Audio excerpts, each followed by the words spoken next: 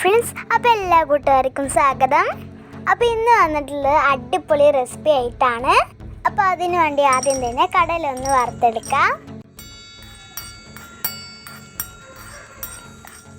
അപ്പോൾ നമ്മുടെ കടലിൻ്റെ കളറൊക്കെ മാറി ബ്രൗൺ കളറായിട്ടുണ്ട്. ഇനി നമുക്കൊരു പാത്രത്തിലേക്ക് മാറ്റാം. അപ്പോൾ നമ്മുടെ ഇന്നത്തെ റെസിപ്പി എന്താണെന്ന് ഞാൻ പറഞ്ഞിട്ടുണ്ടായിരുന്നില്ല. ആക്കി വെച്ചിട്ടുള്ള ഹെൽത്തി ആയിട്ടുള്ള ലഡു ആണ്. അപ്പോൾ നമ്മുടെ കടലിൻ്റെ ചൂടാറുന്ന വരെ നമുക്ക് മാറ്റി വയ്ക്കാം.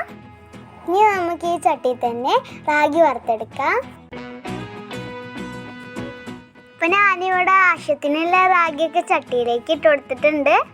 അപ്പം ഈ പൊടി നന്നായി ഇളക്കി കൊടുക്കണം, ഇല്ലെങ്കിൽ അടി പിടിച്ച് കരിഞ്ഞു പോകും. ഇനി ഇതിലേക്ക് കുറച്ച് നെയ്യ് ഒഴിച്ച് കൊടുക്കാം.